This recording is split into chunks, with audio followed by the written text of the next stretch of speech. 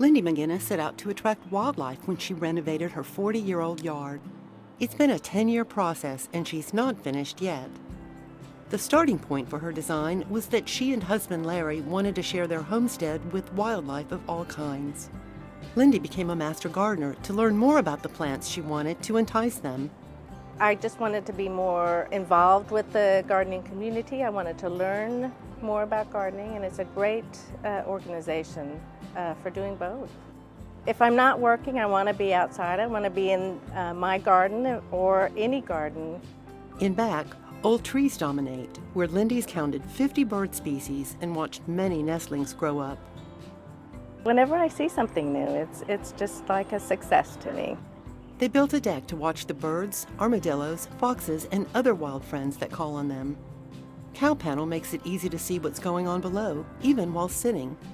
They did want to keep the deer out in order to grow vegetables, as well as deer tender plants that attract beneficial insects.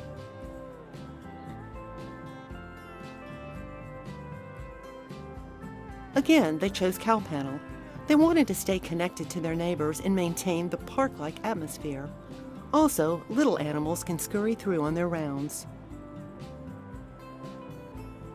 In front, Lindy went for a manicured look to show that you can have a beautiful front yard that's wildlife friendly too. I wanted the front yard to be beautiful and interesting to me and to the neighbors.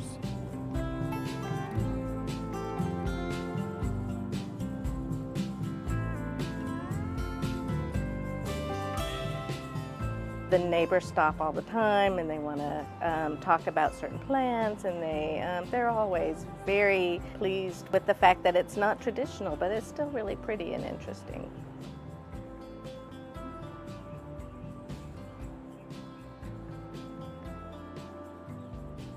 Now a master naturalist, Lindy wants to give back to the wildlife that called this street home too. With all of this development, we've sort of taken away their habitat. So I wanted to provide a yard that was friendly and attractive to wildlife.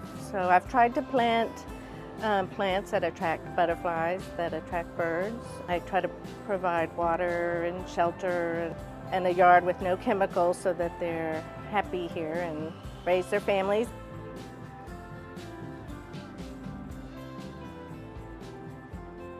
There are plenty of native plants that are happy both in shade and sun, so I've just tried to work with what I have, using as many natives as I can to provide food and color and interest in both shady and sunny areas.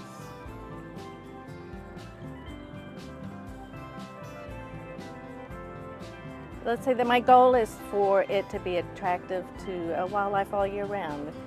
Be it through flowers, be it through berries, be it through seed heads on grasses.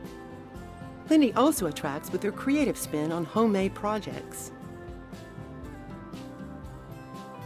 I want the garden to be fun and whimsical, and sometimes the best way to do that is just find what I have, in the garage and take it into the garden. She welded a hummingbird feeder stand herself.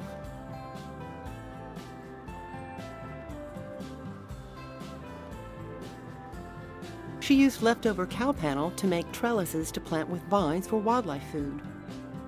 I see a need. We try to find a way to do it with materials we have on hand. Try to do it in a way that's not terribly expensive, that's easy to accomplish.